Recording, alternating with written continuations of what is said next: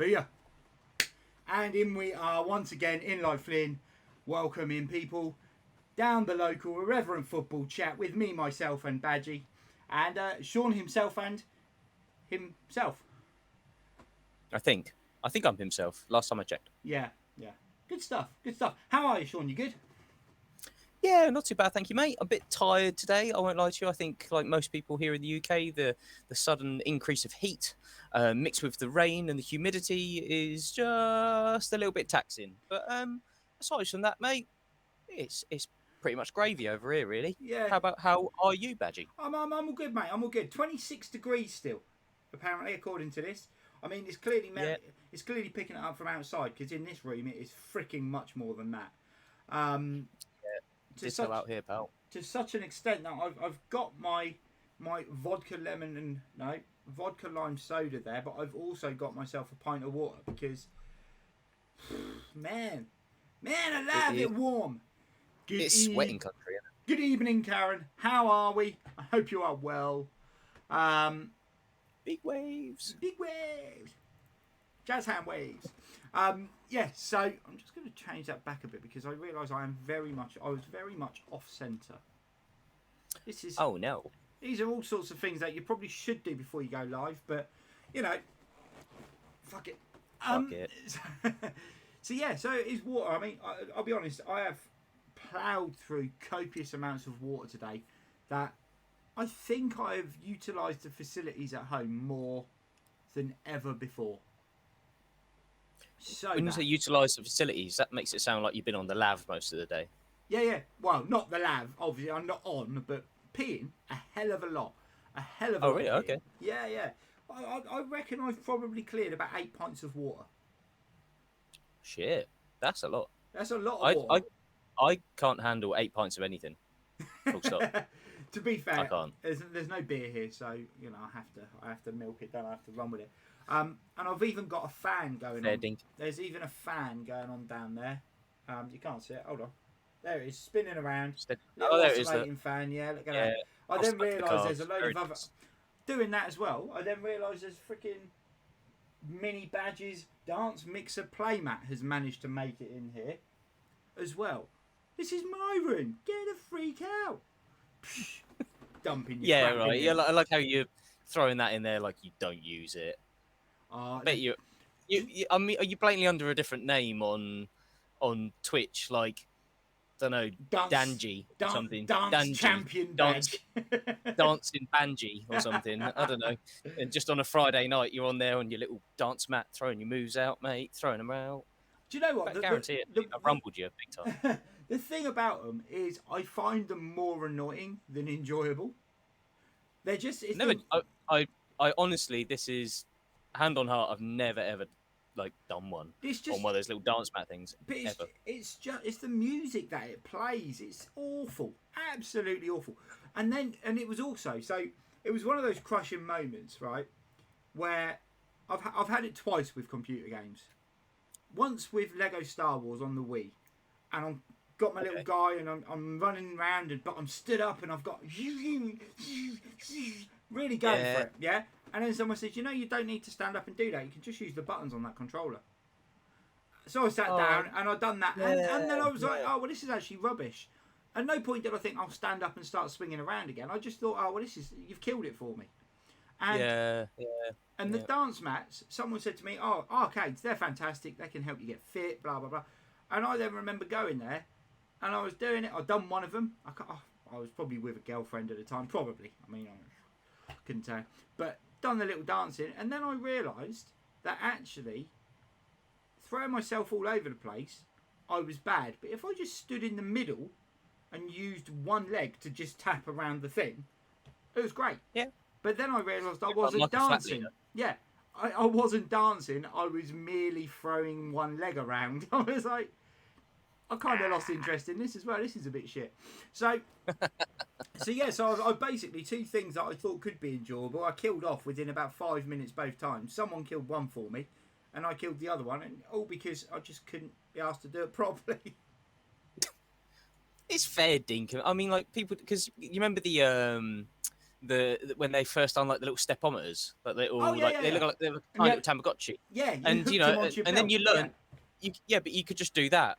You could just shake it, Yeah. and then before you know it, you've done 50 million steps. Yeah. To be fair, I used to have to if I put it on my left hand side, it was fine. But if I put it on my right hand side, it would end up with loads of jizz on it. So anyway, we move on. Very quickly. Very quickly. So today we have got a show which has got a bit of a Premier League preview. We have got 5 more fan zones. We will be covering off Arsenal, Bournemouth, Forest, Leeds, and Manchester United. 2 of the 3 promoted, and 2 of last season's top 6. Well, I say top 6, 5th and 6th. And what we'll also do, and then Leeds. What we'll also do is standard. Exactly. Yeah. To be fair, I did feel for them, but they were better than the teams that got relegated. So, they were better for half of the season, and unfortunately, the teams that were there were shit for all of the season. We will also have standard Knobhead. Wouldn't be a show without a Knobhead. It wouldn't. I know. I'm here, so we never go without a Knobhead. But And also we'll be throwing in some bad eBay buys. And I do you know what? When I was looking today, I had to change my search up a little bit because I don't think I'm ever going to top last week. 180 I was just about to say you got a tough act to follow after last week, mate. I don't envy you one little bit. But that said, I got an email this week to tell me that the guy selling that has reduced it by 18 grand. He's taken 10% off. So it's now only £162,000 if you would like to buy a ball signed by Maradona. In a glass case, etched with Maradona. If anyone's watching this and doesn't know what we're talking about, I believe the show is now up on YouTube that you can watch and see what the horrendous crime was. It's not on YouTube yet, but it is published on here, so you will be able to go onto the Twitch VODs and watch it back and see some of that dross. But yeah, so we've got loads to get through, and obviously Premier League starts again this week. We had Community Shield the weekend just gone. Championship started weekend just gone. Football League started weekend just gone. So we're back firing again. And the Broads only went and won the Euros, didn't they? Hey, it's coming home. It's coming home. How are Reading doing, Badgie? And that's the end of the stream. Way. Thanks for that early night. Right, see you later, guys. Reading are doing all right. I mean, we dominated Blackpool and got beat 1-0 because we conceded after 10 minutes. They've signed a centre midfielder from Porto called Mamadou Loum, who apparently is pretty tidy. And they are looking at a couple of left backs. So, fingers crossed. Part of me hopes they don't sign Neil Taylor. But someone else that was touted that I saw the other day was an Everton legend, Brian Oviedo. I thought you were about to say Tony Hibbert. Right back, mate. Wrong side. Thank God. Could do a job. But yeah, Brian Hero, Oviedo. mate. Hero. I refuse, Neil. There's very few things that I won't tolerate on this show. But one of the things I won't tolerate is bad words being said about Tony Hibbert. Sorry. Big tone. Oh, dear. Just a hero, mate. What a hero. Hero. But yeah, Brian Oviedo. I couldn't believe Leighton Baines. If he hadn't retired a few years ago, I probably would. I'll say, is he still kicking about? No, he stopped playing. I think when he left Everton, he retired. But yeah, I mean, I couldn't believe Brian Oviedo was still playing. It seems like ages ago he was at Everton. But apparently he's been playing for Copenhagen for the last couple of years. He's only 32. I was like, yeah, all right, we'll have that, because the guy who played left back for us the other day was shite. And then they interviewed him midweek, because they never got a chance, because he only signed on Thursday last week. He'd been on trial for a couple of weeks, but it just got desperate that we didn't have a left back, so we signed him. He's played about 100 games for AFC Wimbledon, but he was poor against, he was our worst player against Blackpool. And he's saying, yeah, I'm here to learn, to grow, to get more experience. Yeah, It's only one game, Neil. It's only one game. I know, You but can't go judging him on that now, can we? we Can can, we? we can, we can. Uh, Experience at the age of 32. No, no, no, no, no. That was Oviedo I was talking about. The guy that Reading signed was Nestor Guinness Walker. So Oh, I I mean, like it. don't get me wrong. He's named after three pretty decent things: Alessandro Nesta, Guinness, and Kyle Walker. Walker's Crisps. Well, I was going to say Kyle Walker Peters. You can never go wrong with Walker's Walker's Crisps. Chris always a winner as well, so we could go but it's Walker as opposed to Walkers, so it's kind of a bit. Yeah, we only order the one pack, don't you? It's never plural, It's mate. just a Walker. Yeah, You yeah. only have one pack. It's just Walker. Only that one pack of smoky bacon, don't you? Cool. Okay, so that's that. So I mean, fixtures for the weekend. Obviously, we were just saying we got Arsenal away at Palace on Friday. Obviously, Palace done well last season, really, under Patrick Vieira, because I think a lot of people expected them to really struggle because Vieira. Yeah, me included. Do I do fantasy football? Yes, I do, Ninja. I would love to be able to put the code out to say what the league is, because there's a down the local one, but I can't work out how to find the freaking code. So I might have to have a little look online later, because it's not. I couldn't find it on the app. So I'll have a look online later and I'll post it somewhere. But yes, the Palace, yeah, considering how badly Vieira had done previously.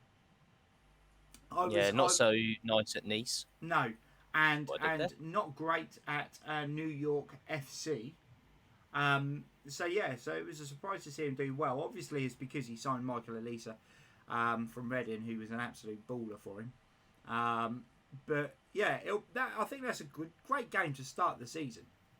London derby. Yeah, I'm looking forward to that.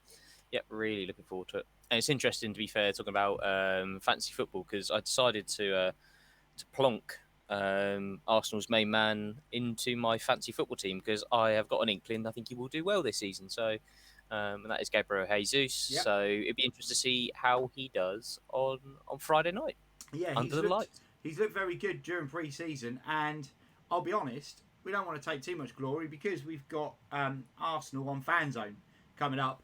But yeah, my FPL team, I like it. I like mine now. Sometimes I look at it and I'm disappointed with what I've done. But this time, a great manager, one of the few great players who have good managerial records for Palace, anyways. He's done well for Palace. Yeah, his managerial record was average at Nice and not great at New York. But in the Prem, he's doing bits. I've got Emi Martinez in goal, and then I've got Robin Olsen as my backup, just because one of them's going to play. Hopefully, from a Villa point of view, it'll be Emi Martinez all the time. Defenders: Trent Alexander-Arnold, Kyle Walker, Ivan Perisic, because Perisic is on there as a defender. Yeah, I know. I snapped him up as well. Yep. I thought him and Kane, that's got goals in it, hasn't it? Yep. James Justin and Mark Cucurella, just because I don't think Cucurella is going to be at Bournemouth by the end of it. He could have 8 minutes. Who, Perisic, Ninja? Because I think that's a fair shout. Yeah, I don't think he's necessarily going to be first choice regular. No. But I think part of that does depend upon Reguilon, what happens there. Yeah. Because Conte does love a 3 at the back. Yeah, he's going to play wing backs 100%. Yeah. And Perisic obviously played under Conte at Inter. Yeah. And was deployed as a wing back. So, Mhm. and we both spoke to a Spurs fan on Sunday and said that Perisic just looked very impressive in pre-season. So, yeah. So yeah, I plonked for the same as well. I also went with Alexander-Arnold and Cucurella. Yeah. And I can't remember who was the other fellow I went for, but another fullback. I know I had that Malacia in there. Yeah. Who's at Man United, because once again he's just going to go forward. Sleeping on Cancelo. Too expensive. I wouldn't. Too expensive, and he has got a clanger in him. I think he's very good going forward, but I mean, which I appreciate is kind of what you do in fantasy football league. But he looked terrible, I thought, on Sunday. So I was like, nope, nope, nope, Yeah, nope. I had to make a decision based on the rest of my squad, and I went for Trent instead of him. Yeah, My midfield, I love it when you can go across midfield and basically pick forwards. It's yep, brilliant. same. So I got Yep, Alan Saint-Maximin, Heung-Min nice, Son, nice. Gabriel Martinelli, Leon Bailey, and then Yuri Tielemans. Tielemans is the only one I may switch out. If James Maddison Is leaves it? Yeah. Leicester, then James Maddison may well end up in there. And then my three forwards, I've got Erling Haaland, Gabriel Jesus, and a Patson Adaka. Not bad. No, Not bad at all. got Not a little too bit of love shabby. for, lot of love for old Patson Daka. It's just, I mean, especially as I don't think Jamie Vardy's going to be as regular this season, so No, I Daka's think going to start to fill that space a lot more, I think. But so. There's no Salah, just pricing.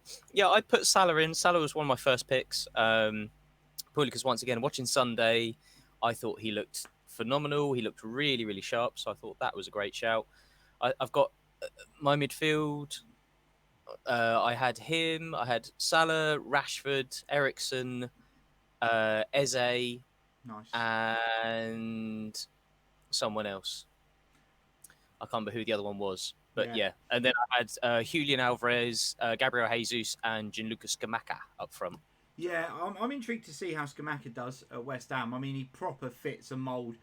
When they bought him, I was like, oh, is he going to work in the Prem? And then I realised that it was Moyes who signed him, who loved Tim Cahill, loved Fellaini, loved that big target man. So it'll be interesting. Is playing like a kind of target man, for them. So he could be very good. The Salah one is purely down to the fact that you got to make a choice between Salah and Son. And I went with Son just because like we said last week with the Darwin Núñez situation, I'm intrigued to see whether that has much effect on how Salah plays and performs. Yeah. Or whether they kind of nullify each other a little bit. I don't know. It'll be interesting to see. But, I love Fantasy Prem because you can just make a change in about 3 weeks' time when it's all gone to shit. So, change my whole team. This is not what I was expecting. So, what other games we got going on at the weekend, Shawnee boy? Saturday's games, I'll be honest with you, I can't recall off the top of my head. I know on Sunday it's obviously Manchester United, Brighton, and Manchester City, West Ham. Nice. I can very quickly bring the fixtures up for you because I'm a nice guy like that. I am against all belief. I'm not a bad guy. So on Saturday, the early kickoff at 12:30 is Fulham hosting Liverpool. Which could be a bit of a baptism of fire for poor old Fulham. So start as you mean to go on. You're going straight down that old snaky back into the Championship.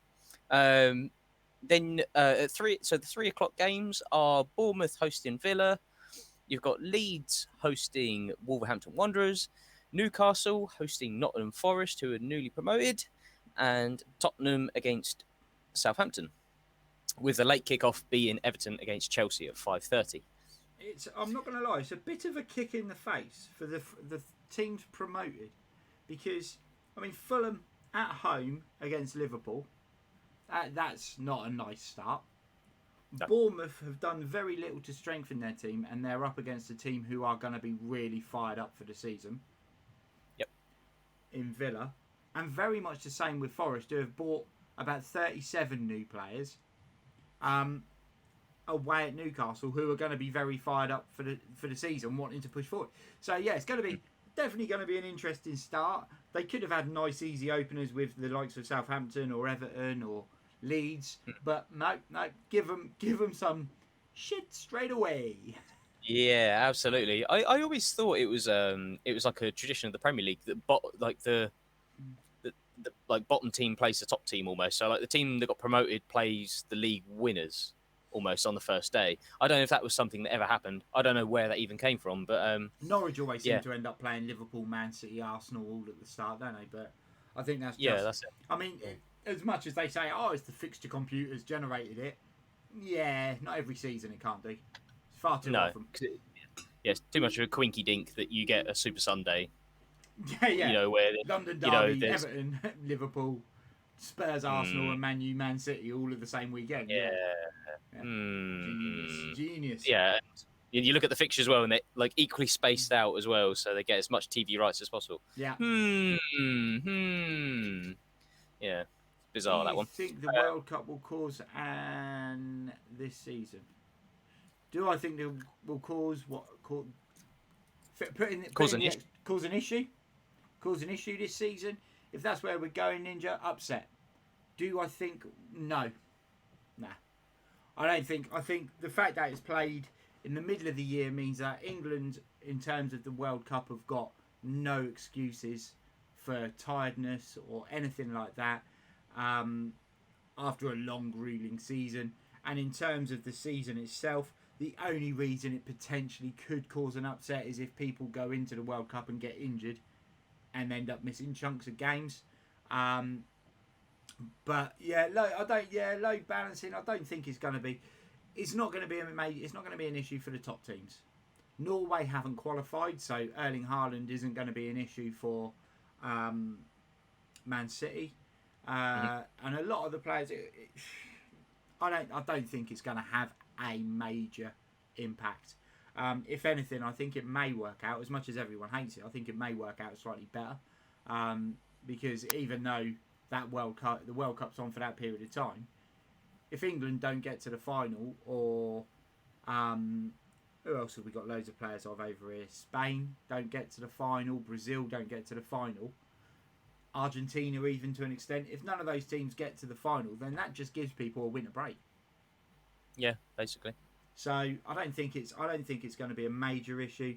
I think yeah. I genuinely, I think if anything, it may prove that actually Winter World Cups are not the worst thing in the world. Just holding it in Qatar is. Yeah, absolutely. Yeah, with the kind of things not related to football being the problem. Yeah. That's where the issue lies. While those guys are over, while all the guys who play in England are over there, though, if they could potentially maybe take a load of jerry cans and fill up oil cheap while they're there, and then just bring it back over for us, it'd be beautiful. I'm sure there'll be plenty of that. Yeah. There's something going on there. So, shall we kick off with our first fan zone? Let's do it. Who do we want? Do we want Arsenal? Do we want Bournemouth? Do we want Leeds? Or do we want Man United or Forest? Anything to declare while going through customs? Yeah, just these 5 barrels of oil. Who do we fancy starting our new fan zone sessions with today? Come on, Ninja, you pick one, my friend. Up the arse. Love it. Up the arse. Very good. Let's see it. Let's get Arsenal onto box then.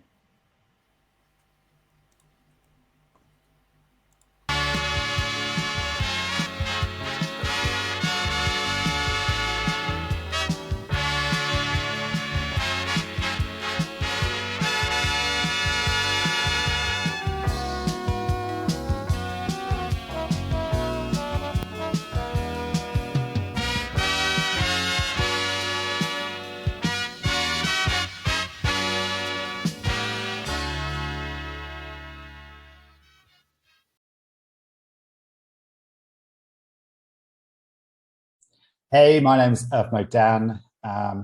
You can call me Dan if you like. I originally from Reading in the UK, and I support Arsenal Football Club. What happened last season? Well, there were some definite highs and lows being an Arsenal supporter. I would say that I am a very optimistic and positive Arsenal fan, and I know there are not many of those around, so you probably get a different point of view than a lot of other people. What happened last season? Obviously, we had a pretty good opportunity to get in the top 4. Started the season off very slow with 3 straight defeats, but turned around. I think we went on like a 2-month unbeaten run, something like that. We had a good opportunity to get into Europe because we didn't have European football and therefore that gives the players a lot of time to train and to recuperate, so you don't have to rotate the team too much. Obviously, with Arsenal having a young team, I think what happened is towards the end of the season, they did get tired, their inexperience showed, and therefore we kind of slipped up towards the end of the season. A few too many defeats. The last one, or the last two, Tottenham and Newcastle kind of being the ones that dropped us out the Champions League spaces. So I would say it was a decent season. A lot of young players got good amount of game time, and that kind of prepares us pretty well for this coming season. So whilst we didn't get Champions League football, I am not too disappointed. I'm very positive when it comes to Arteta. I'm looking forward to the Amazon Prime show. I've seen clips of that, so that would be interesting to see behind the scenes. But yeah, I believe in Arteta. I believe in what he's doing. I think he's making some really good signings, and he did certainly do that last season with Ramsdale, Tomiyasu, among others. So whilst we didn't get what we wanted, I think it was a pretty decent season. How's your transfer window so far? I mean, I can't remember the last time I've been so excited by a transfer window, to be honest. Like, in fact, the last time was when we signed Ozil, and that was a signing that was, for us at that moment, like, it was a superstar signing, and that got me really excited. And I feel the same way this season. And I would say, like, the first couple of signings weren't too crazy, but then when you started kind of seeing the rumors around kind of who we were looking at, Gabriel Jesus, that's probably how you say it. We can call him Jesus. I thought, okay, this could happen. And if that does happen, it could be a really good signing. I think it still remains to be seen, but what we've seen in preseason, he's almost like the striker that we needed last season, someone who's going to cause a lot of trouble and can finish. Whereas we had a lot of kind of rotation. We didn't have consistent striker last season, so Aubameyang, then Lacazette, then Nketiah coming in. So Jesus will be kind of first choice, no doubt, and I think he will come in and do a really good job. But to be honest, the guy that I'm really excited about is Zinchenko. When I've seen him play, I like, for a fullback, obviously he can play centre midfield, but for a fullback, I think if you've got the ability to outplay someone, then you're going to cause a lot of trouble. And he can pass the ball, he can take players on. I think he's very good at assisting. So I think I read something recently at Man City.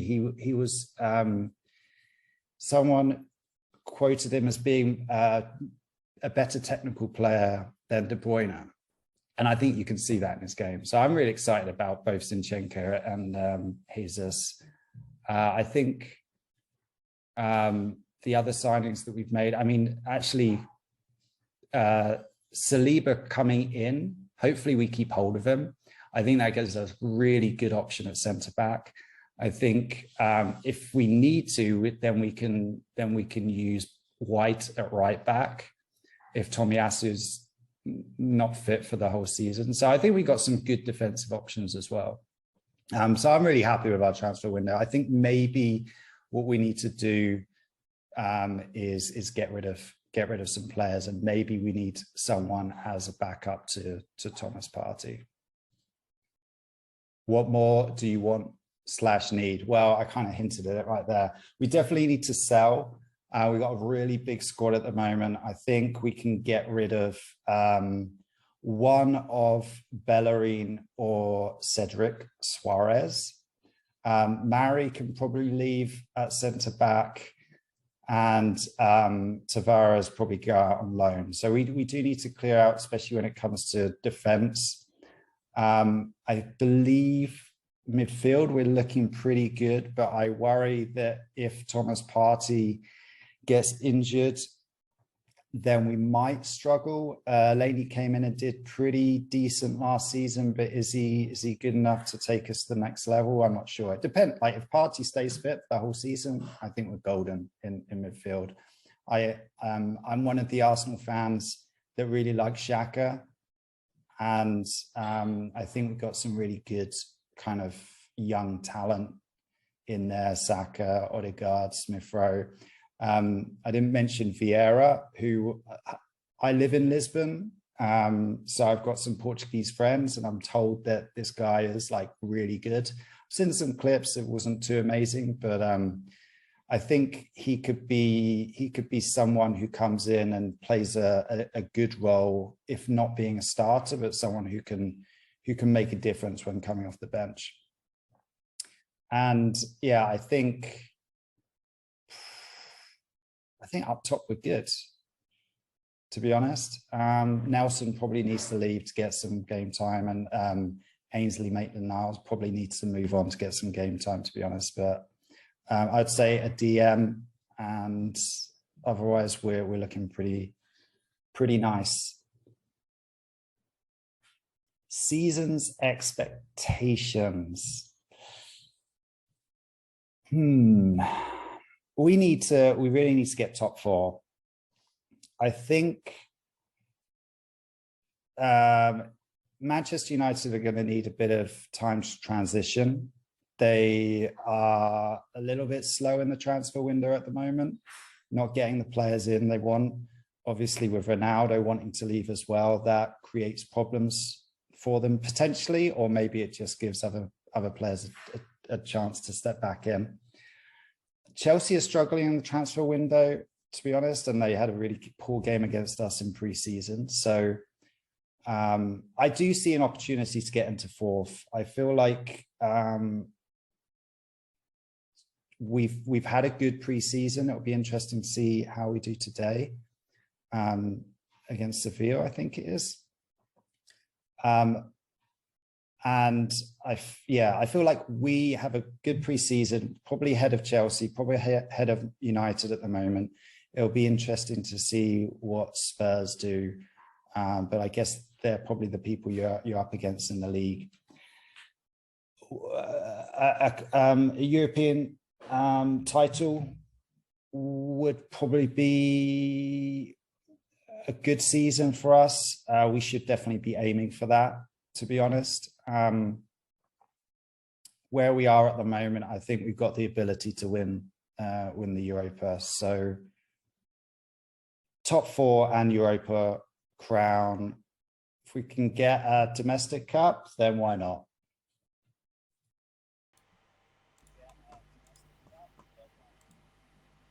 I mean, yeah, why not?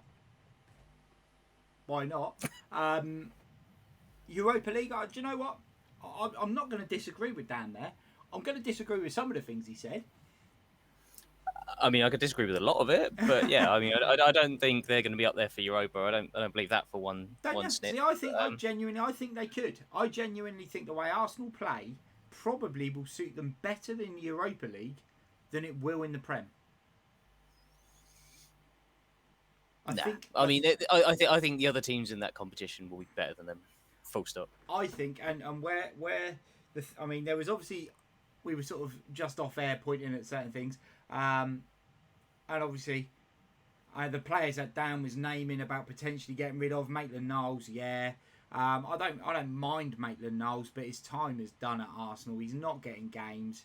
He's never going to get games. He's thrown his toys out the pram a couple of times, then being told, yeah, come on then, you can play, and then not performed and being dropped again. He needs to go. He should have taken the opportunity to go a couple of years ago when it presented itself, and he stuck around. Reece Nelson, someone who's flattered to deceive for about 5 years now, had that one half-decent season in Germany, done nothing ever since, had run-outs, but now seems so far down the pecking order, it's unreal. El Neni isn't a Europa League, Champions League player. He's mid-table, bottom half of the Prem at best. He should be the sort of player that teams coming up are looking to sign, or teams that have just survived. A Leeds or someone like that should be, and El Neni would be the sort of person they should be looking at. Everton. And Everton. And Xhaka, well, on days he looks very good, and on other days he's an absolute cockwomble. But the one that I liked was the Zinchenko.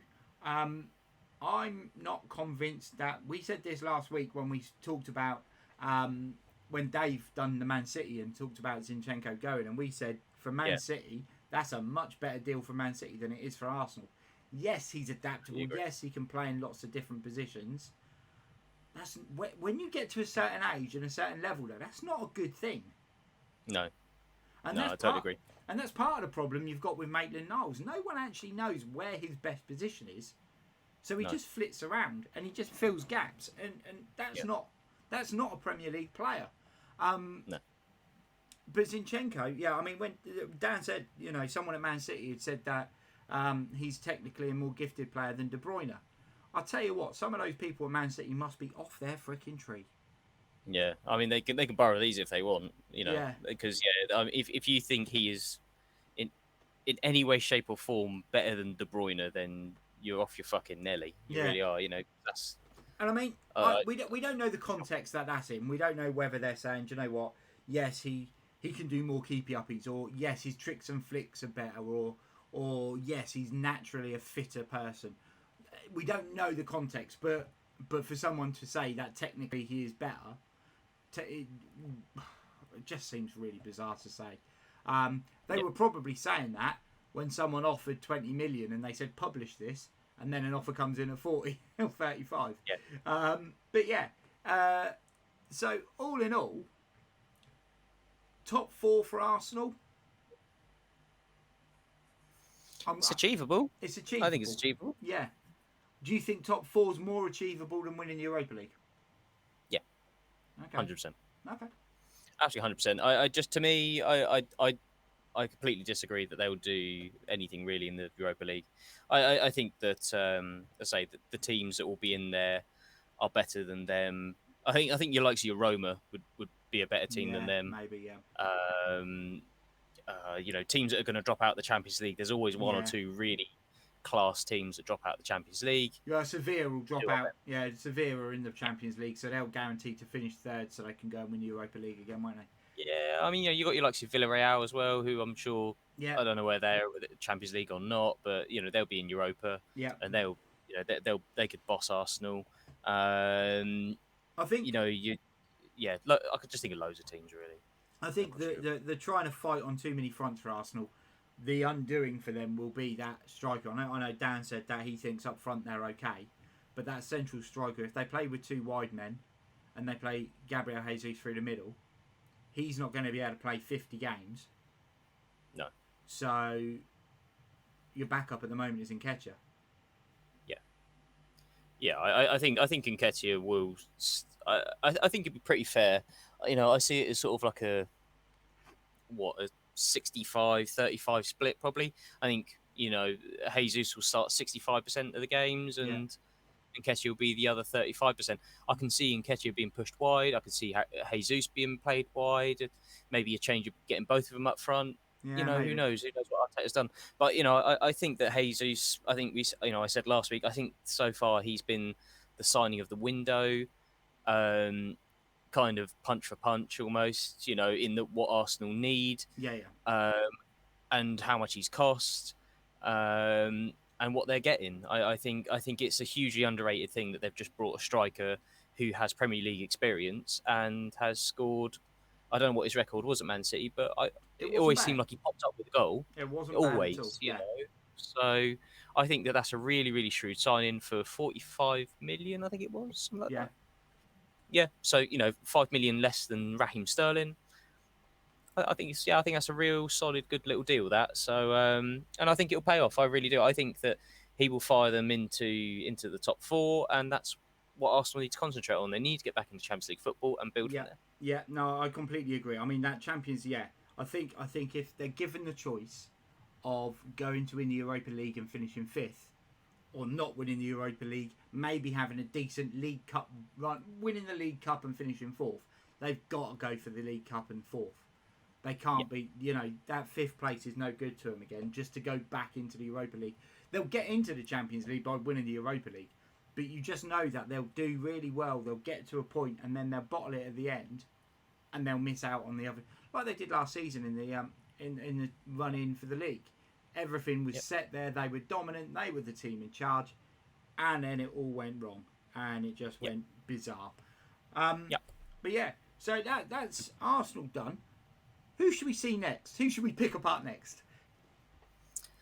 What's our options again? We've got left Bournemouth, Forest, Leeds, and Man United. Should we do another title challenge, and then we can look at 3 teams that are going to be sort of the other end of the table? We can do that. I don't really want to talk about Man United, so that's all right. Someone else is doing it for you. Yeah.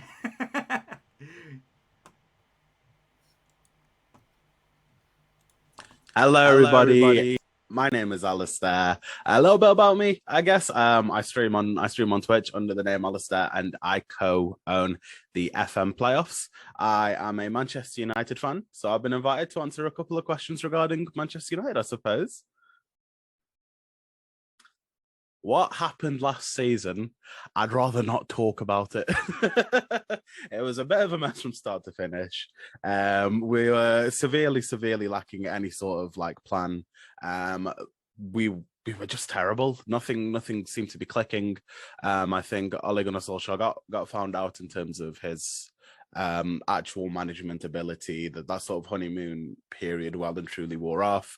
Ralph Rangnick came in, and it didn't look like the players had been accustomed to hard work for quite some time, and that was quite reflective of some of the reports that were coming out of the club, and the way they were performing on the pitch. So we were well and truly a mess last season. Luckily, we were able to scrape some form of European football, which to be honest, I'm not quite sure how. I didn't think we'd be getting it, and I also didn't want to get European football last season, because I just thought new manager coming in with a hard reset would be the best thing. But we are in the Europa League, so we'll have to wait and see how that sort of goes and and works itself out.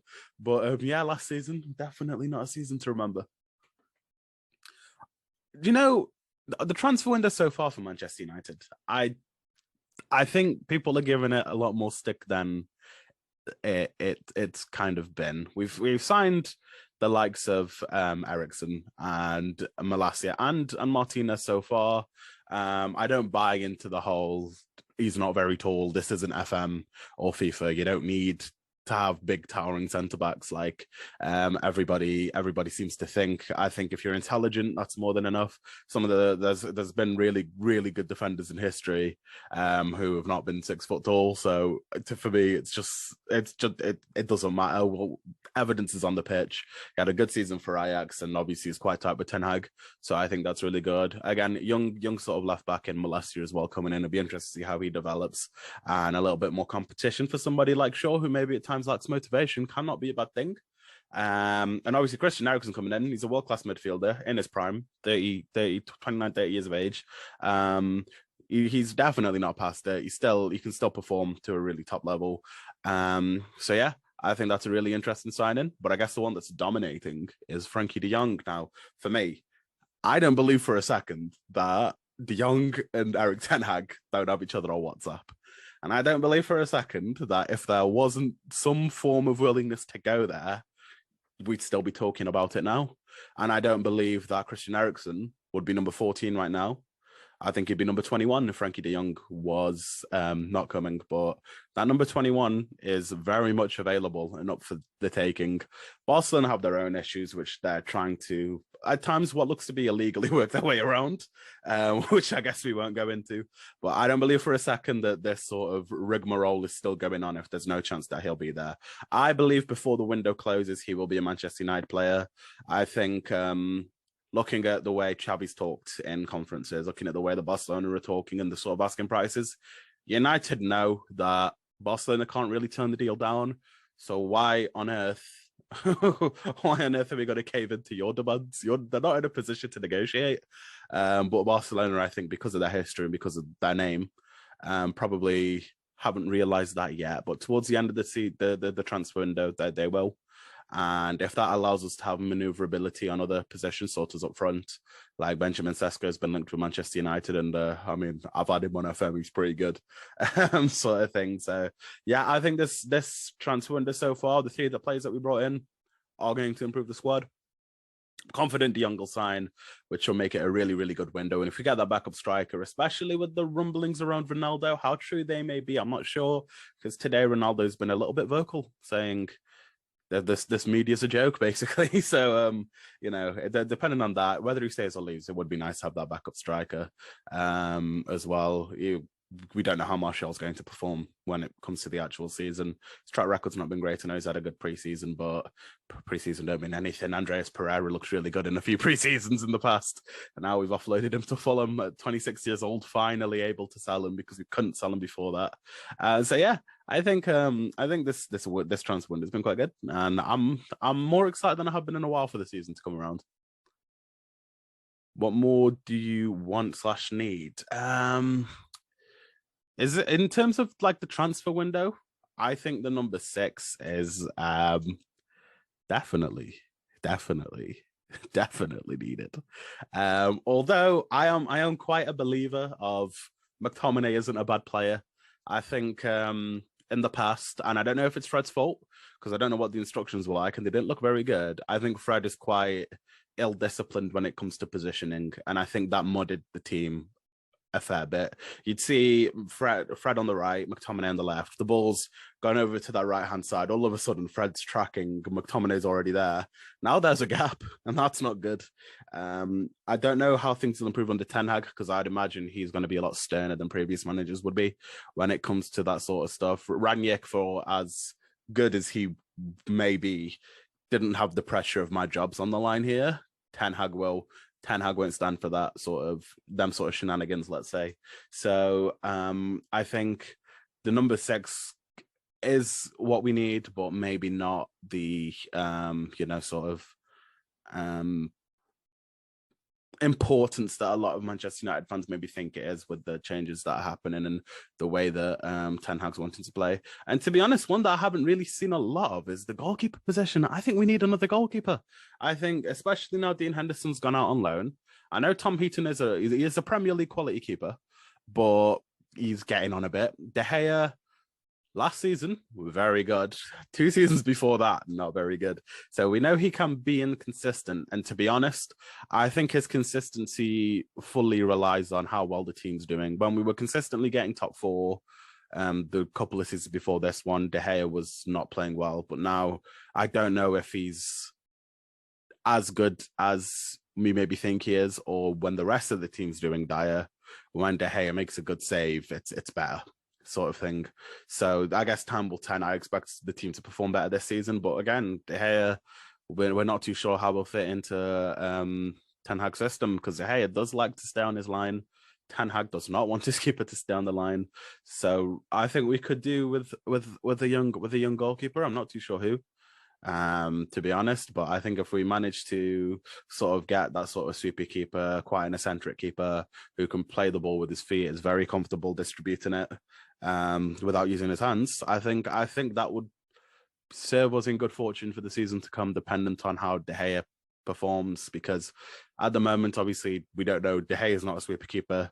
Tom Heaton doesn't really give off, nice passing vibes. he's very, I think he's more of a goalkeeper than a sweeper keeper. So, I think we've got limited options there. Dean Henderson would have maybe helped with that, but he's gone to Nottingham Forest for a season. And that I think that's what we need. Season expectations, stability. Top 4 is a must. It's always a must. Ten Hag will not have a job next season if we don't get top 4. And to be honest, if Ten Hag isn't a success, what do we do? We've had we've had the Moyes type manager who was very good at a smaller club for a long time, and had sort of proved himself fail. We had Louis van Gaal, an old manager with old success fail. We had Jose Mourinho, another old manager with old success fail. We had the cult hero Ole Gunnar Solskjaer try and fail. I feel like we've kind of gone through all the categories of what a manager is, and none of them have been particularly successful. I think Ten Hag is certainly last roll of the dice. Manchester United are. If it doesn't work under Ten Hag, we just need to accept that we're a mid-table team or like a top half table team now. We're not going to be competing for anything anytime soon. So that is the big one. So with those expectations, those repercussions, even of if the season doesn't go well, the expectation has to be we secure top 4. I think we secure top 3 because Spurs have had a good window, but the Spurs. Arsenal have a good window, but they're Arsenal. You expect City and Liverpool to be in that top 2, but I think Liverpool may have a couple more reasons to be a bit cautious this season, with the likes of Mane going out, potentially Firmino going out. Seems to be a little bit of a change, going on there. Darwin Núñez, who knows how he'll perform. He's had a few mares in pre-season. He's had a good game in pre-season, but it's only pre-season. Mo Salah. Maybe Sadio Mane could have been the only thing keeping Mo Salah grounded with the little arguments that they had. And now Mane's gone. How's Salah going to perform?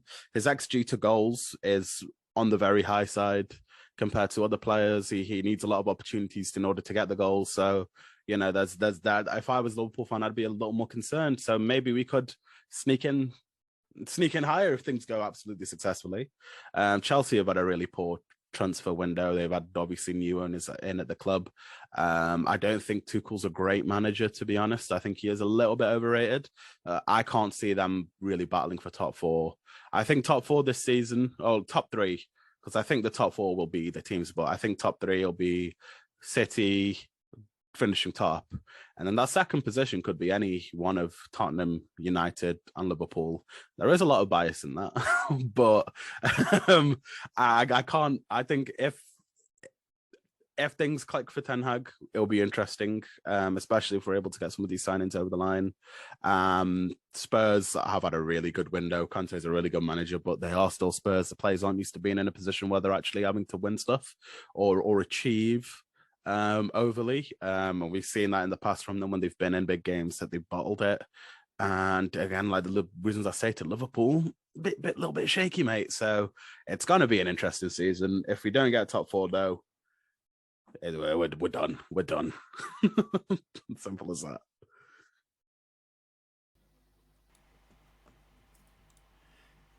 Well, there you go. I mean, hats off to AlehStair. I mean, he very, very openly said, "I'm a bit biased." Yep.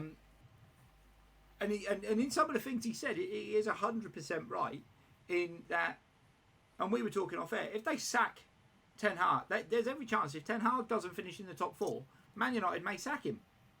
What the fuck is that? This is a massive rebuild job. I think, yeah, definitely. I think I think they would. I think they would just. Oh well, he didn't work. We'll try someone else. Yeah. So someone else will have I don't know. Fucking Daniel Farker will have an absolute worldie at Borussia Mönchengladbach, and they'll go him. He plays the Man United way. He plays attacking football. We'll bring in Daniel Farker, despite the fact he got Norwich relegated twice.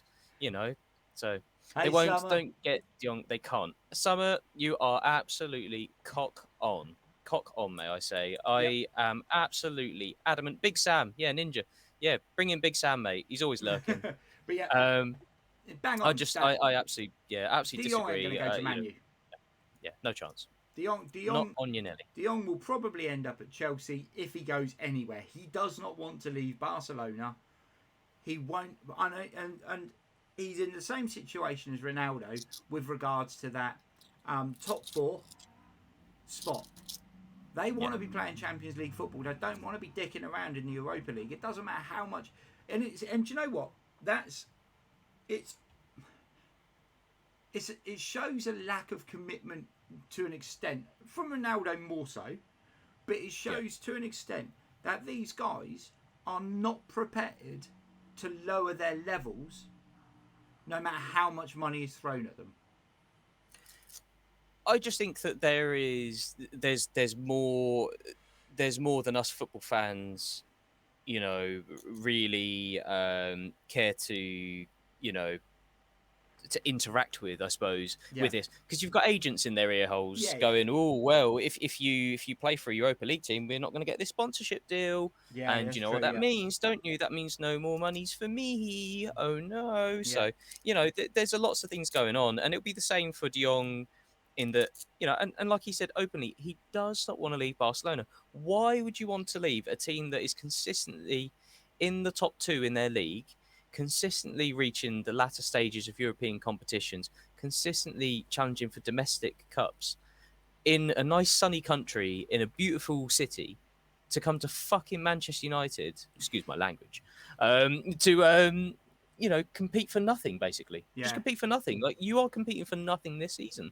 Because like we just said, it's, you know, look at the players that Manchester United are signing. They're not, it, you know, it's not like Liverpool. Yeah. It's not, you It's know, not- I mean- who are buying Darwin Núñez, and, you know, and look at, you know, Luis Diaz. Yeah. You know, they brought in a player. You're buying average players at your height, and you're making them look great because you've got a great squad. Whereas Yeah. Manchester United don't have that. Yeah. Just going back to Stacey said, Yeah. no way he gets sacked after season 1. Won't happen unless he's bottom half. I would not put anything past the Glazers and whoever the other clowns running the club are. Is it Richard Arnold, who I used to who I thought was the entertainment guy on like TVAM or whatever it's called, Good Morning Britain. But and all he's done is pull in a load of old people that have been linked to have been around the club for years and years and years, backward step, no forward progress.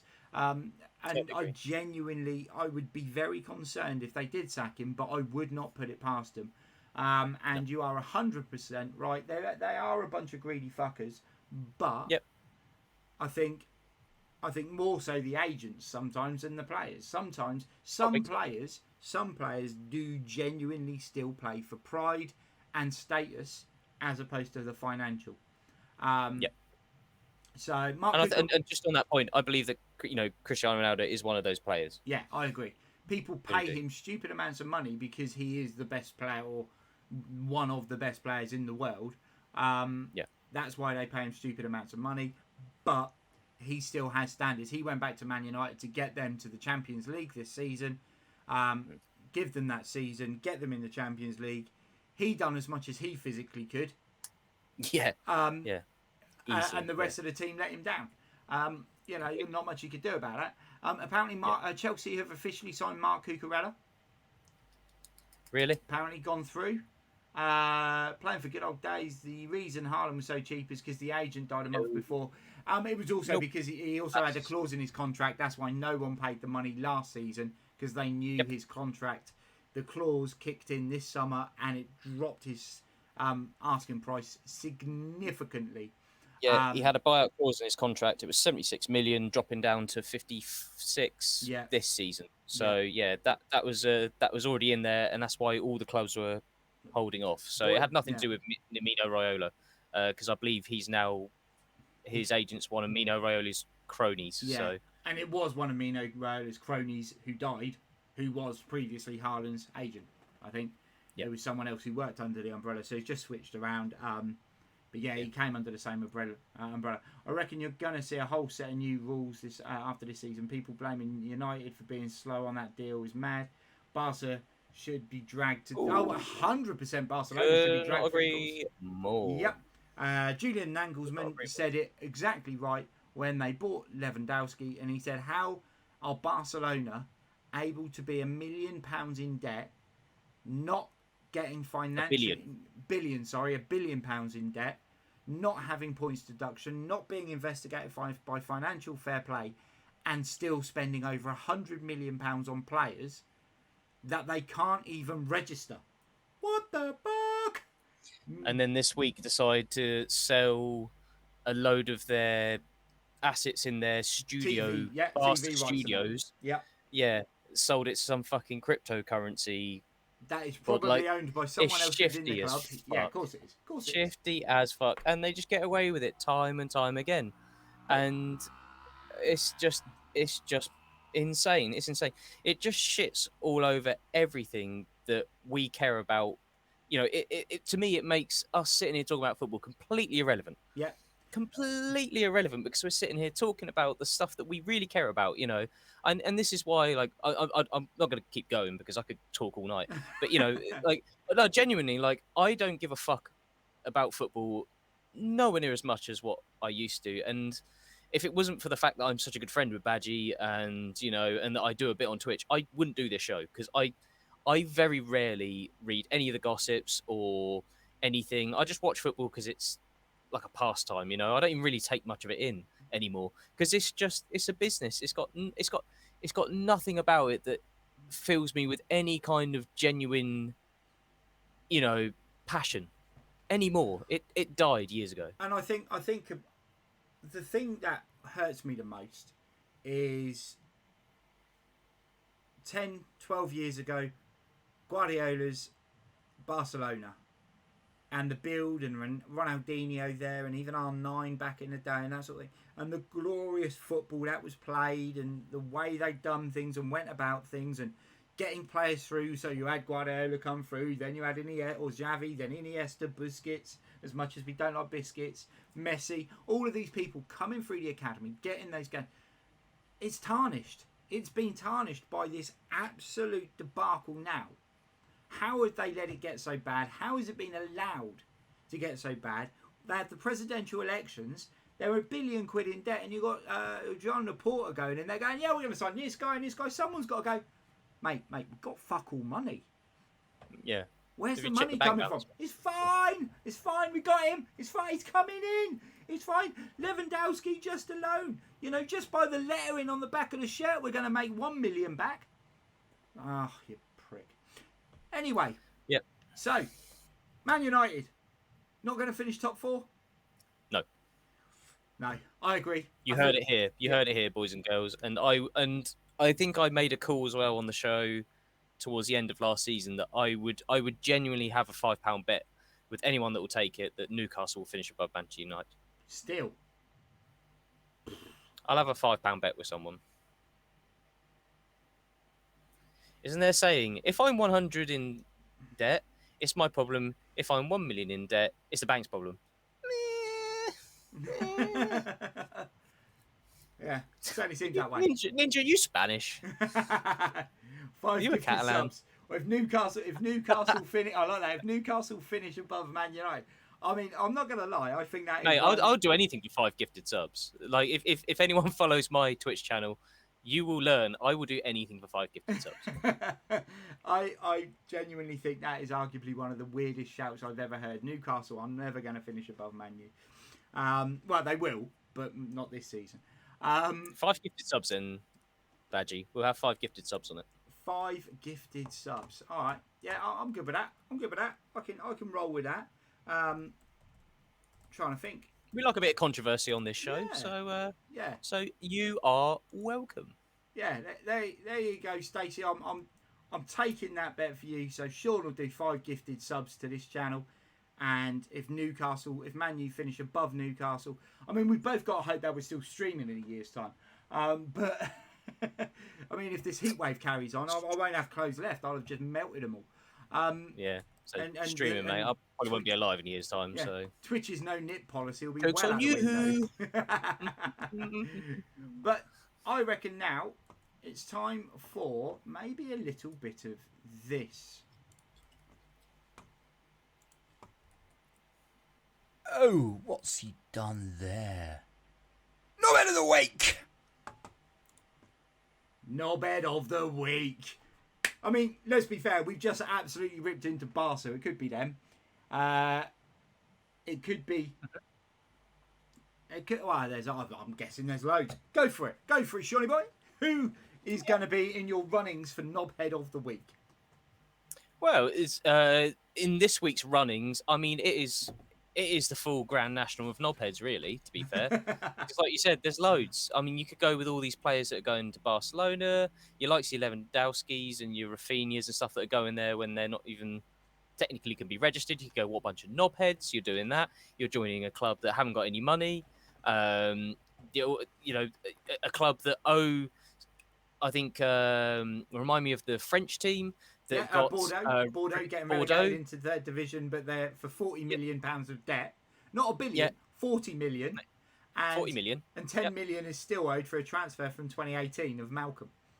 Yeah, from Barcelona. Yeah. So, like, you know, once again, Barcelona, you bunch of complete and utter tools. And it doesn't take much for me to call Barcelona a knobhead, as we've learnt on the show. So I can't really give it to them. I can't. It's too easy. Because, yeah, every day of the week, you know, you go, Sean, who's the biggest knobhead in football?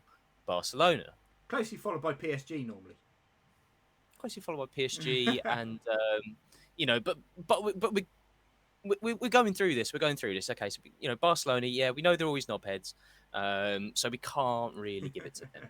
We can't really do that. It's just not cricket. So then I did think of someone else, and it's not necessarily a person.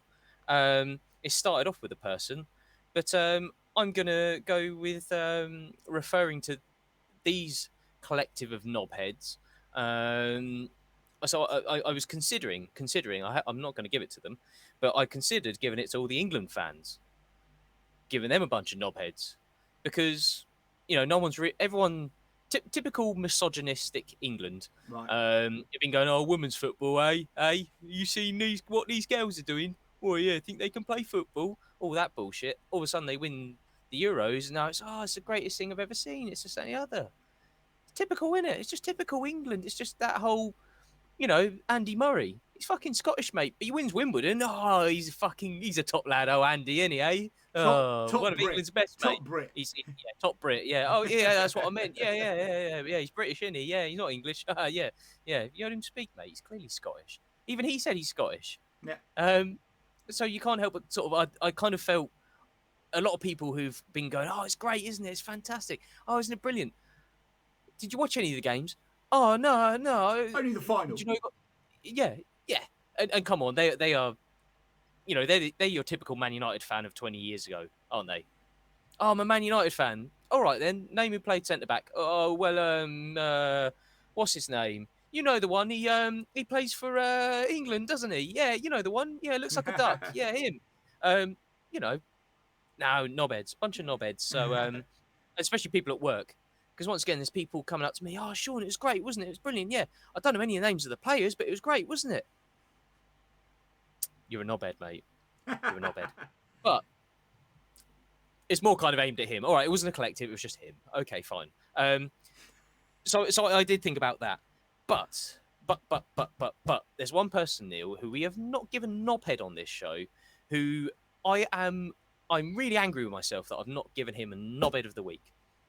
And we spoke about it. We spoke about it off air. That this has to happen. We're going to make changes on this show, and I'm going to make a stand. Okay, I'm going to make a stand, not just for myself, but for a good friend of our show. This show, the Down the Local Football Chat. I'm going to make a stand. That's what I'm going to do. And this week's knobhead is, of course, the biggest knobhead in football, Neil, and that is Erling Braut Haaland. The biggest knobhead in football. Badgie himself. Ninja! How dare you? How dare you even liken Badgie to the likes of Haaland? His goal-scoring record is way better, for a starter. Way better. Yeah. At Sunday League level. You know, lower level, yeah. Much lower level. You know, probably nutmegging little kids in the park and knocking them off their bikes. But that's different. Different. Table football included, absolutely. Sabutio, that little air hockey thing as well. I claim all of them. Goals too. I claim all of them. Absolutely. Every goal counts. But for those of you who are long-standing fans of the show, you will remember a very, very poignant piece that we had to sign off our old feature of In the Box with Gibraltar, wasn't it? Yeah, Gibraltar International. Gibraltar Internationals. Reece Deitch. Yeah, Reece Deitch, good old Steichy, who was absolutely pied on the pitch by Erling Haaland when he asked for his shirt for his son, who was a big fan of Erling's, to which Erling just looked down his nose at him, scoffed and walked off. So now that is knobheadery in its finest for starters. What's even more knobheadery, and this is the best bit about this, is his absolutely platonic performance in the Community Shield when everyone's saying, City are going to romp the league. They've got Haaland. He's going to bag 50 goals this year in the league. Why? Because He only got 16 fucking touches on Sunday. You're not playing against a bunch of fucking German farmersmen now, pal. You're going to have to up your game. And he made some good runs on Sunday, but he looked pretty average. Had one good chance where he muscled Robertson out of the way. But, boys and girls, the best was yet to come. In the 95th minute, when he's got an open goal, he fucking lashes it against the crossbar. And I nearly fell off my chair laughing. I've never been so happy to see someone miss an open goal in all my life. Someone that I am going to bestow with this week's complete and utter knobheadery. So, there you have it. This week's knobhead of the week is Erling Braut Haaland. And you know what? You can't knock it, can you? No. Oh, what's he done there? Knobhead of the week! Erling Haaland, knobhead of the week. I mean, he's going to need. He was against the best centre back in the world, Konate. What? He's going to need to up his games, most definitely. Otherwise, shit is going to go wrong. So yeah. Oh yeah. Let's move on to couple more little cheekies in Sneaky. fan zone. Who do we want next? Do we want Forest, Leeds, or Bournemouth? I think let's get Leeds out of the way. Let's get Leeds out of the way. Now, what I want you to do, I reckon. What I want you to do, and this the reason everybody we hate Leeds scum. Bless. What I want you to do is look at our guy's face right at the end of the interview, and if you still want Leeds to be relegated, just think of that poor little punham at the end. Enjoy. Hello, everybody. Hi everyone. I'm TheMulch, and as you could probably see by the sign in the back, I'm a Leeds fan. What happened last season? That is a really good question. It went a bit wrong. I won't lie, my prediction for the season was I actually put us in fifth. I didn't put Champions League, I put fifth. I thought we were going to do better. We finished 10th first season, so I was like, oh, great. But it seemed like the Bielsa burnout happened. We went through a stage of poor form, just losing 6-2 to Man United and stuff like that. It just started to hurt. And coming down to the last, I think it were about 10 games, everyone were biting the nails because we got into a bit of a relegation scrap. And Jesse Marsch comes in and I'm like, oh, that's it. We're done now. We're going down, finished, gone. And to be fair to him, I've got to give it to him. He kept us up. Somehow, some way, everything went our way for the first time probably ever. And even though we did stay up, I was a little bit worried if we'd have kept Marsch. But we'll see how he does this season. I loved Bielsa. As soon as Bielsa were gone, I was basically in tears. But it is what it is. It's football. We've got to move on from that. And we'll see what happens next season. But yeah, last season wasn't the best for us. And I'm just happy. To be fair, out of everything, I'm just happy we stayed up. If we'd have gone down, that'd have been... I don't think we'd have been back in the Premier League for a long, long time. So for us to stay up 17th, it don't matter where you finish as long as you stay up. And yeah, we sent Burnley down. So just got to get that in. How's your transfer window so far? I'm very happy. Jesse Marsch has obviously come in, taken a team of... It was a very thin squad. Not saying that it's much, there's many more players in it now because technically there isn't. But the transfer window's been very good. We spent a lot of money, and we've brought in players that we needed. People like Brendan Aronson did cost us £30 million, so that's going to be an interesting one. Looks a good player through preseason, but we've brought in AlehStair, but he's injured for 8 weeks. Tyler Adams. It's been a good window. Christensen at right back. We needed a right back because I love Ayling, but he's getting to that point now, I think, where he's hit his limit. But I think it's been really good. Letting Calvin Phillips go was obviously a big one, and also Rafinha. But we bought Rafinha for, I think it was 17 million and a little bit on add-ons because of how many games he played. And then sold him for 55, I think it is, with add-ons as well, rising to 65, something around that mark. To make that much profit on a player of his, he was quality, but to make that much profit, you can't really knock him. Also, Calvin Phillips for 45 million to Man City. He cost us nothing. He came through the academy.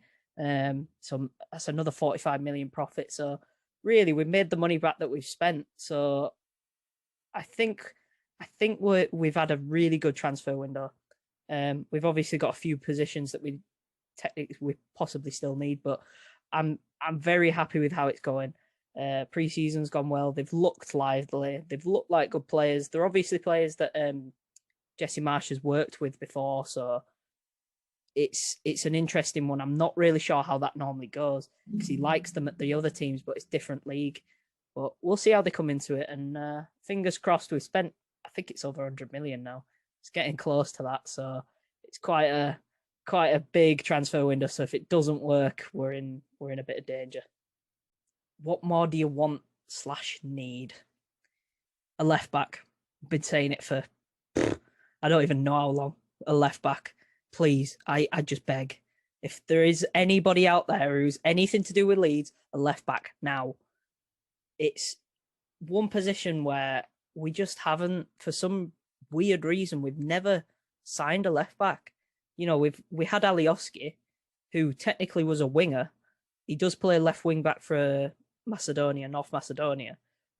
And to be fair, he was very decent, very energetic, will get up and down. But we needed a proper left back, and we got Junior Firpo, who is a bit of a liability, I'm not going to lie. But he's out injured now. To be fair, he looked really good in pre-season as well, but he got injured. So he's out. So we literally don't have a left back. We've let Leif Davis go out on permanent. So we don't have a left back now. So we're playing Pascal Strike at left back. And that's a bit worrying because he's a centre back. We also, I believe we need a striker. As much as we have Bamford back fit and Joe Gelhardt, I think Joe Gelhardt is potentially going to be one of the best strikers in the world. He is unbelievably good. I still believe we need one more experienced striker, somebody who's done it. And I think I've seen rumours that we're interested in Che Adams. I wouldn't be mad at that. I think he'd fit the system. He's a little bit of I'm a bit like that with him, but I think he'd fit the system. We're also interested in, I think he's a Colombian player. I can't remember his name, but I think he plays in MLS. But I'm not 100% sure. But yeah, we could do with a striker, could do with a left back. I think we're fine everywhere else, I think, potentially. But I'm not 100%. I think so. Season's expectations. Now, do I go big? Do I go with my head or my heart? That's the real question. It's going to be a big season for Marsh with Leeds. I think we're going to potentially do quite well. I think we'll be safe. We've got teams there. To be fair, I'm thinking of teams that are worse than us in this league. Off the top of my head, I can think. I'm not sure how Forest are going to do with all their signings. You got not Watford. They've gone. Southampton, I think, aren't as good as us. Just the newly promoted teams, Bournemouth. I can't remember who else came up, actually. So it's interesting. I'm expecting expecting more than last season. Let's put it that way. From what I've seen in pre-season, we look lively. Of time of recording this, we did beat Cagliari 6-2 last night, so we're actually scoring goals. So hopefully, I'm gonna predict a 14th place finish this season. I'm hoping that it'll be around there.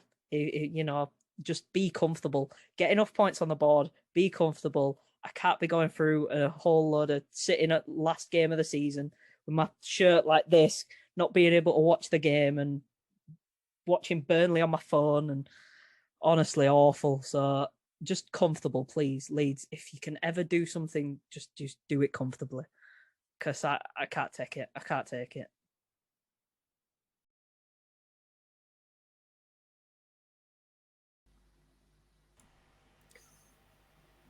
You can't take it, man.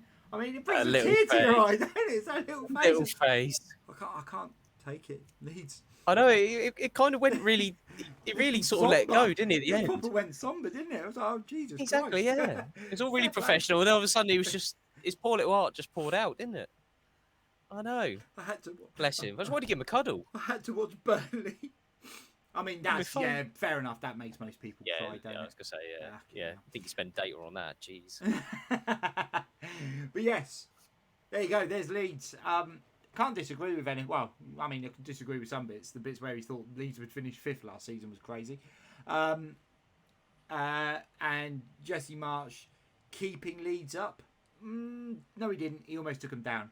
They were all right when Bielsa went, and then Jesse Marsch came in. It went a bit shit, and he's gone and signed a load of Americans and people that have played for him at Salzburg and Leipzig. Fair enough. Get people in you know.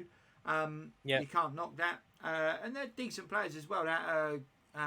Aronson looks like he could be a bit of a baller. Tyler Adams is quite good as well. Intrigued at Joe Gelhardt, could be arguably one of the best strikers in the world. Already 20, not showing it yet. Can't dislodge Patrick Bamford from the first team. I would say Joe Gelhardt may not be one of the best strikers in the world at any point in his entire career. He may struggle to be one of the best strikers in Leeds. So and when Patrick Bamford is your competition, then shit. Yeah. Under 21s, though, plays for England under 21s, but fair play. 14th, genuinely from that point of view, I don't think 14th is outrageous cool. I do think I think there are 3, 4, maybe 5 teams that are worse than Leeds in that division. So yeah, anywhere from 14th, 15th. So it makes a lot of sense. I'm glad he went with head and not heart, because he would have been predicting a Champions League spot again, probably, or Champions League spot for Leeds this year. Title challenge. A title challenge, exactly. He would have been up there. Liverpool may not have a great season, and we could sneak into that second place. But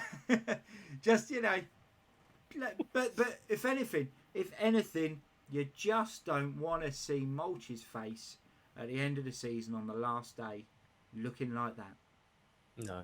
No, I don't want to see that. Bless him.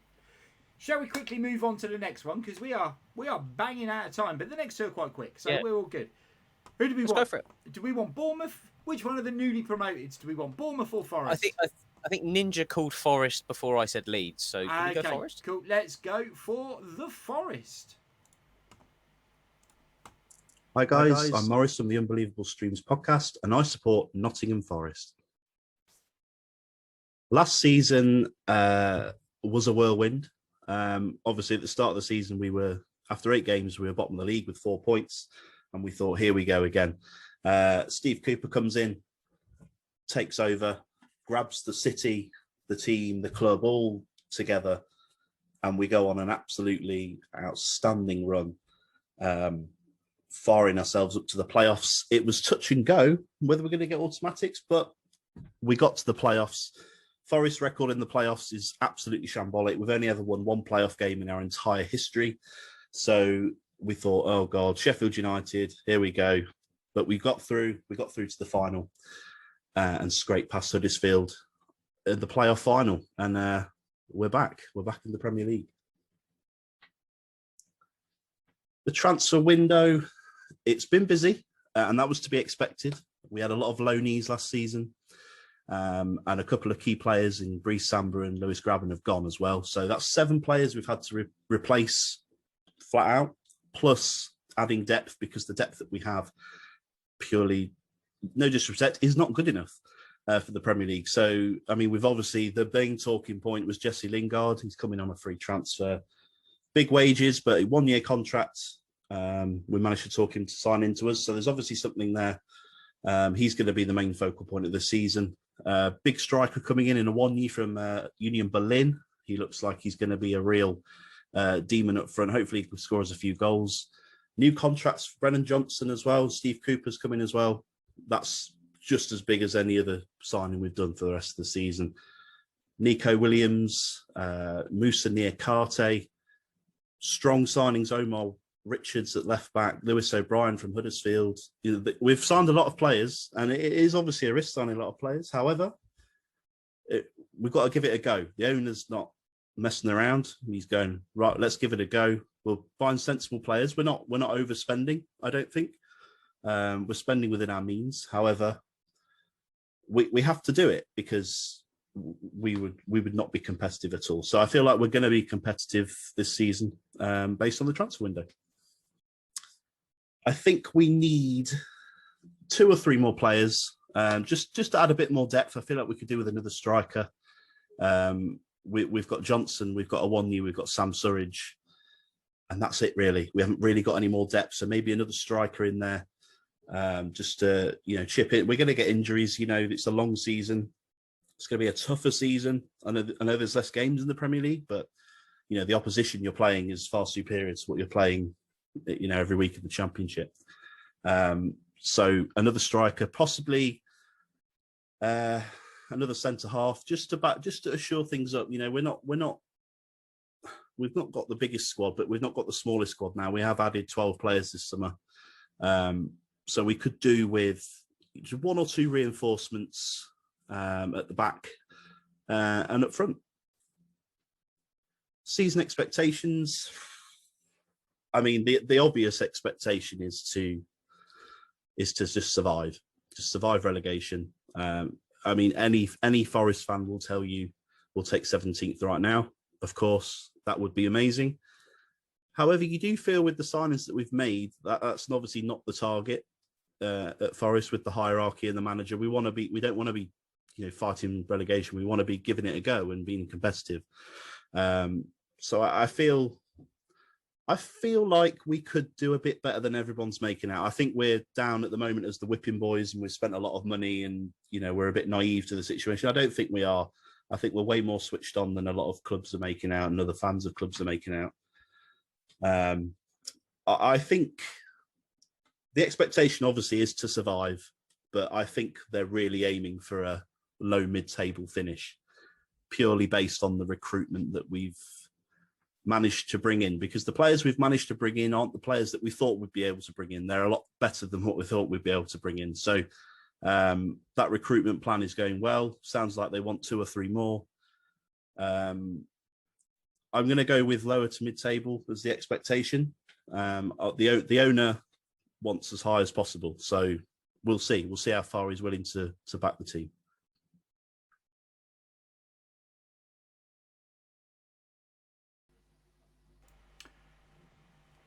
I mean, element of optimism there from Morris. Lots of signings. We were just saying off air. I mean, they needed them. They did have a lot of players on loan. They've not signed many of those players. They've not spent huge amounts of money. Sacked in the morning. Sacked in the morning. Melgard, how are you? We were saying off air, we're not sure. I'm a big fan of Steve Cooper's. Yeah. Despite the fact he is a slarmy-looking bastard. Yeah.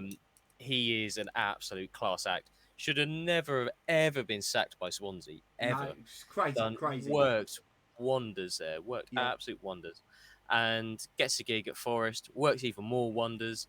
Gets him in the Premier League, and for that reason, I would like to see them stay up. I really would. I know you know, your kind of older football fan will say the same thing. It's good to see these teams back up there. Yeah, it is, yeah. You just hope that they don't do a Fulham and go and sign all these players and then just absolutely rag it, you know. So I just came in, have no clue what you're talking about, but that emote seems to always fit the situation. It certainly did. No God, You're not wrong. Point. You're not wrong. Save it for the next little feature we do. But yeah, a lot of players. It's going to be interesting. I like the signings. I like Awoni. It'll be interesting to see how he adapts to the Premier. He never got a look in when he was at Liverpool. It'll be interesting to see also how Dean Henderson does when he is under pressure consistently. Done very well the season he was at Sheffield United. And has had a few more years now, but a few years of doing very little. Unfortunately. Yeah, a really explosive interview on Sky Sports that if anyone hasn't read it already, I suggest you go read it tonight because he doesn't hold back. No, tears into Man United to such an extent that you can't imagine him going back to Man United at the end of this year. Don't blame him. No. Do Forest stay up? Yes. Cool.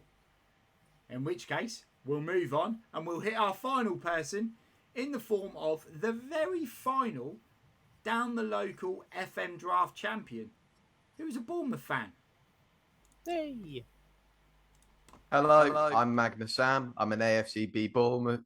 I'm an AFCB fan, AFC Bournemouth. What happened last season? We started the season off really bare bones.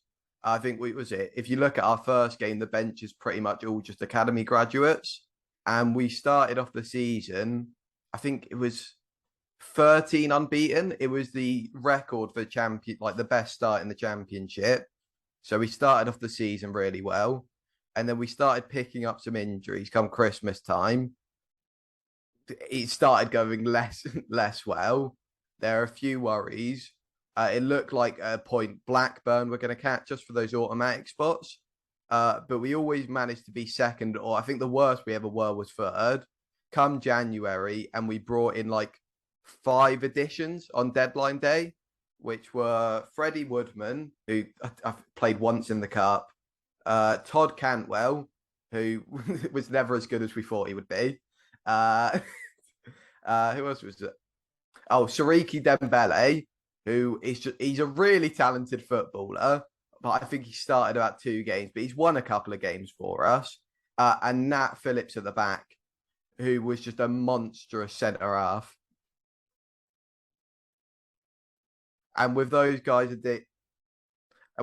added, we were just able to see out the season, get second. Obviously, that big game against Forest. Oh, Keith Moore, of course, we signed Keith Moore as well on deadline day, who actually sent us up. He scored like a bunch of goals towards the end of the season and scored the one against Forest to send us up. How's the transfers look so far? Bad. We made 2 signings so far. A third's expected to come in a few days. So far, Joe Rothwell on a free, who in pre-seasons looked good. He looked good at Blackburn last year. I think about 13 assists, so pretty good. And we've got in Ryan Fredericks on a free as well. He's already injured.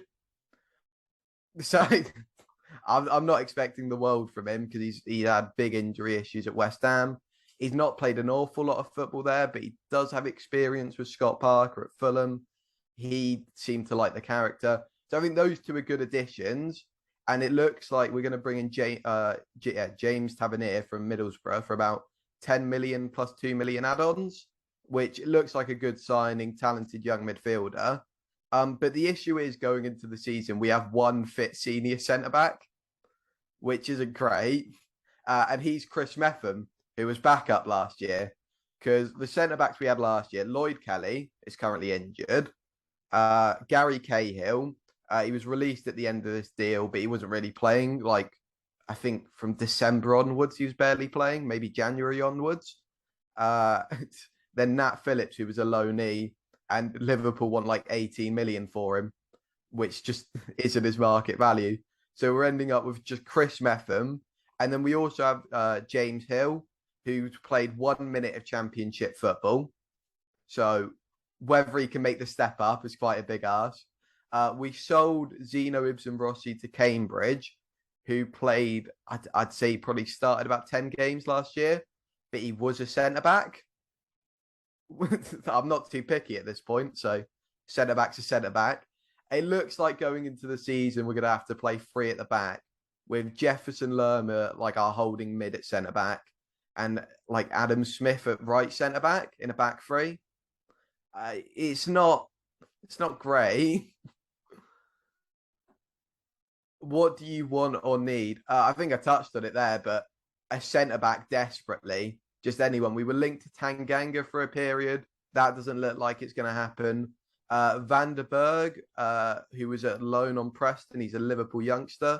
We've been linked to a loan move to him. He's a centre-back. I'd take it. Nat Phillips, we were talking about early in the window, but everything's gone cold on that. And then outside of a centre-back, which we desperately need, especially because we want to play 3 at the back this year, at least based on pre-season, as well as that, we need a backup left-back, because currently our backup left-back's Adam Smith, who's currently our starting right centre-back. Jordan Zamora is a great starting left-back for the season, at least based on what he did in the Championship. It was his first year in like men's football, but he was really, really good. He's probably, I mean, we had him and Jaden Anthony come through the academy because we were looking at it beginning of the season. You put out an 11, like 2 academy graduates you've never seen. Mark Travers in goal. I mean, he played, I think, half a year in like League One. And then was it Mark Travers wins Player of the Year? He wins like, he got like 4 awards on the final day. It was mental. But yeah, it was really good to see those 3 come through the academy that season. But yeah, backup left back and a centre back is what we desperately need. Season expectations. Not hopeful. I think 17th would be a good season. I mean, it's the second time we've ever been in the Premier League. Where you can't expect the world. Are there 3 teams in the league worse than us? Possibly. Nottingham Forest, I've not got a clue because they've signed about 20 players. They need to gel very quickly for that to work. But again, looking at that squad before, it's made up of loanees. I think they lost Lewis. They didn't lose Lewis Graben, but they released Lewis Graben. It's just they had a lot of turnover. So I mean, they did need to spend the money. But I've just got no idea how good they'll be. Fulham, they weren't a million miles off us in the league. I think it was 2 points in the end. Maybe we could be better than Fulham. Southampton have looked like they're going to be rubbish the next year, every year for about 5 years, and then just started the season well and coasted from about like February onwards. So could they finally be bad? Brentford, Everton have looked horrible in pre-season.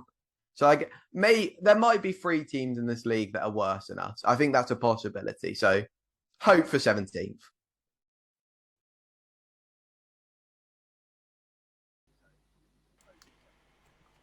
I mean, hope for 17th. Is it achievable? No. No, good. Frankly. And I mean, to be fair, Sam pretty much, I mean, Sam done the whole, I don't want to get relegated, but he started off the whole season's expectations. I'm not hopeful.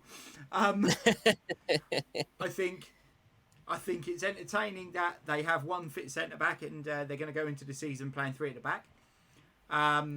I think there's just a few issues in there at Bournemouth. They need to get some signings in. It's almost like they've gone very Norwich at it. We're not going to spend much money. We're going to accept we go down again. We're going to build up the coffers over a couple of years. It definitely seems that way. I don't think Scott Parker has enough about him as a manager to keep them up either. I don't think, he's not got that. He's not got that Steve Cooper sort of get everyone together, pull them all together, fighting in the right direction kind of thing. So I think he will try. I think there'll be an element of that about Scott Parker, and he'll say all the right things. But I just don't think. Bournemouth just haven't got enough about. If Dominic Solanke's one of your main out balls, or Kiefer Moore, then I'm sorry, you're just not. It's not going to cut it at this level. I mean, the fact that he was a deadline day signing, and he scored the goal that sent him up, and Sam forgot they signed him. Just shows you where Kiefer Moore is at, really, in the terms of Premier League strikers, doesn't it? Yeah, he's not quite up there. I mean, he's the centre forward, one of the main centre forwards for Wales, because they don't have any others. That just goes to show when, for years, how Robson Carney was the main striker for Wales. Robin Earnshaw. Yeah. Or Rob Earnshaw for a period of time. Yeah. So yeah. Melgard, if I had to do one of those on my lovely team, it would be unusable because of a crazy overuse of insight. Yeah. Me and you both, Melgard. Me and you both. But yeah, so there's the roundup. We have got the new Predictor League ready, or the new Predictor League is going to be ready to go, but I'm probably going to do that next week because we've had 5 of those in today. Next week, hopefully, it will only be 4. So we have that little bit of additional time. But what we will do is move on to finish with a little bit of this.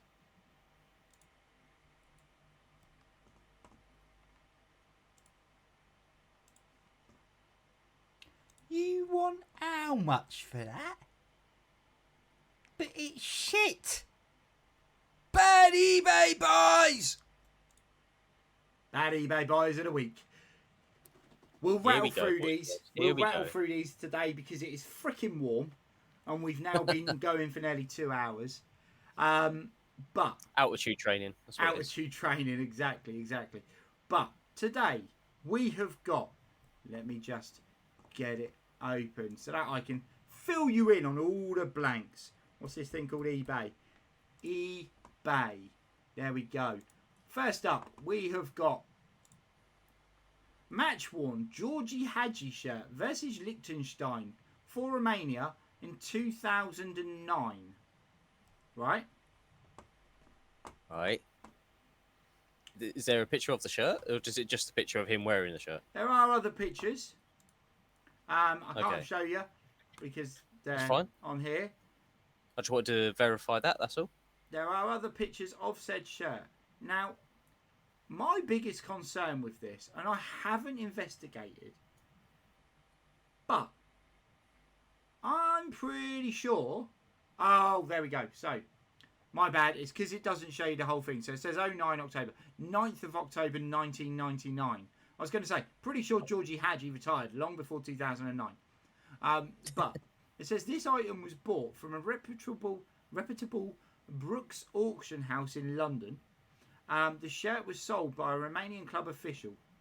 Comes with a receipt of purchase and full authentication. Incredibly unique item worn by Georgie Hadji in a 3-0 win over Liechtenstein. And then he's gone on to write out a load of different things about the match and all this sort of thing. Now, the big concern for me, Georgie Hadji, big bloke. Right. From recollection, pretty small. Yet this shirt is an XL. Full on pub league stuff, though, isn't it? I just look at that and I'm like, that doesn't look. I mean, it's a big shirt, but it doesn't. It's not an XL, and he's only a little guy. What do we reckon? How much do we reckon for Georgie Hadji's match-worn shirt? 1 metre 74. There you go. Same sort of height as me, then. Yeah, okay. Yeah. Would you? How would an XL shirt look on you, Sean? Well, like every other shirt, Neil. Fucking horrendous. Like a freaking windsock. 900. Hey, Karen Clark, straight back in 900 quid for the Georgie Hadji shirt. Any advances on 900 quid? Sean, how much do you reckon? 1,500 quid. Is it the worth of it? It's how much these people are trying to sell it on eBay for. 15 grand? 15 grand, Melgard. Sean, you've gone in there with 1,500, yeah? Yeah, 1,500, mate. Cool. Just knock a zero off Melgard's. Anyone else for anyone else? Georgie Hadji's shirt. We'll leave it there ready to put in a minute. Next up, we've got signed by Liverpool FC player Trent Alexander-Arnold, a limited H95 Bang & Olufsen headphones. What? Yeah. So basically anything now, if it's signed by a footballer, it's deemed as football memorabilia. What a way to deface a very good pair of headphones. So, Signed by him, limited edition, authenticated certificate, including hologram, etched with TAA on the case, and then signed on the top. That's all it tells you. It comes with a thing from the Melwood Memories auction. So Melwood is obviously training ground in Liverpool. They've obviously done an auction. And they've auctioned off the pair of headphones that Trent Alexander-Arnold has worn. How much do we reckon for those people? How much for a pair of Bang & Olufsen? I mean, they're expensive headphones in the first place. They are, yeah, good headphones. But signed by Trent. So they've depreciated. Yeah, you've taken some money off them. £7,000 Karen Clark, 4,500 from Melgard. I'm gonna say £2,000. £2,000, cool. Anyone else? We will leave it up there, ready for you to just shout if you want. Finally, the worst football kit I think I've ever seen. Oh no. Coventry City away football shirt from the 1978 to the 1981 season. Adults large Admiral. It's a fucking dinner ladies jumper. It's brown with the biggest cream collar. And fucking Harry Hill, isn't it? Exactly, yeah. Looks like something I made this morning. It's got the cream stripes down it. It is arguably the worst football shirt that I think I have ever seen. And trust me, I've seen some freaking shockers. But that is bad. Let's see what they say about this piece of shit. Away shirt. Official Admiral team product. 1978 to 81, adult size. Then they got the sizes. Excellent condition from a smoke pet-free home. Well, I hope your pets aren't smoking. Please see the pictures. All products are shipped double-bagged. Got a double bag. In durable waterproof plastic envelopes. Always double bag. Always double bag your shit. It's not got a number on the back. It's not got the club badge on it or anything like that. But we know it's Coventry because no one else has ever had a football shirt that shit. 200 quid from Melgard, 650 quid from Karen Clark. How much, Sean, for this bad boy? 450 squidlings, I'm going to say. 450 squidlings. Okie dokie, here we go. With the big, oh man. So it all falls through its arse. It's all gone wrong. We cover it back up. 50p. There we go. FM King, 50p. Love it. Champion, 50p. Match worn Georgie Hadji shirt, £4,999.99 for a shirt that I still think is far too big for Georgie Hadji to have ever worn. I call bullshit. Bullshit. Next up, signed by Trent Alexander-Arnold, headphones, £4,750. Melgard went with 4,500, 4,750 quid. I would have paid more for them if he didn't sign them. Yeah, likewise. Yep. He's scratched all over the case. It's just, man, you just destroyed it, you dickwad. Bellend. And for this, you were close. And it looks like something out of a charity shop. I tell you what, FM King is a freaking expensive charity shop. £2,000! Right? And at £2,000, I know this always upsets you, Sean, but at £2,000, you'd expect delivery to be free, wouldn't you? And you've got free postage. You've got free postage. What? Despite the fact they've double bagged it. Yep, double bag. Free double postage. Bag. £7.65 for the Georgie Hadji shirt because obviously it's so freaking big. At that price, I'd want Georgie Hadji to deliver it whilst wearing it so I could go, mate, that looks ridiculous on you. You never wore that. Yeah. What the fuck? Yeah. Free postage. There we go. That's 4 months of rent from me for that fugly shirt. Yeah. Yep. I mean, I wouldn't waste 4 months of rent on it, mate. I'll be honest. That's expensive toilet paper. It looks like it already has been used. Yep. What a pile of toss. Well, not toss, is it? Because it looks like poo. Dirty wipings, that's what it is. Dirty, dirty wipings. You want how much for that? Shoddy behaviour. But it's shit. Bad eBay, boys. You're speechless, Melgard. That's what bad eBay buys does to you. Every week, boys and girls. Every flipping week.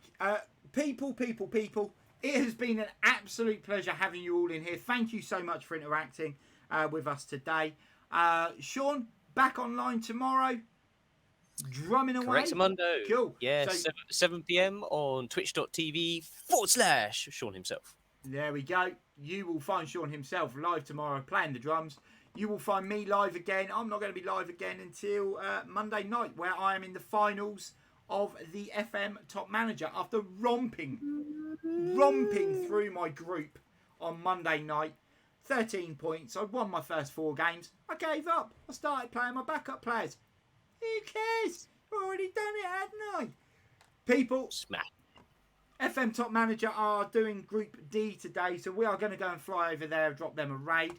Please stick around for that. Get some extra bonus points. We will be back on with this, hopefully, next Wednesday, because I am due to be the other side of the country at some point during the day. So it's if I can get out of that meeting. But if I can get out of that, I don't see the value in me being there. So not literally get out, but have a conversation. Or if I can get out early enough that I can be back in time, we will most definitely be back on next Wednesday. Next Wednesday. Until then, peace out. Au revoir.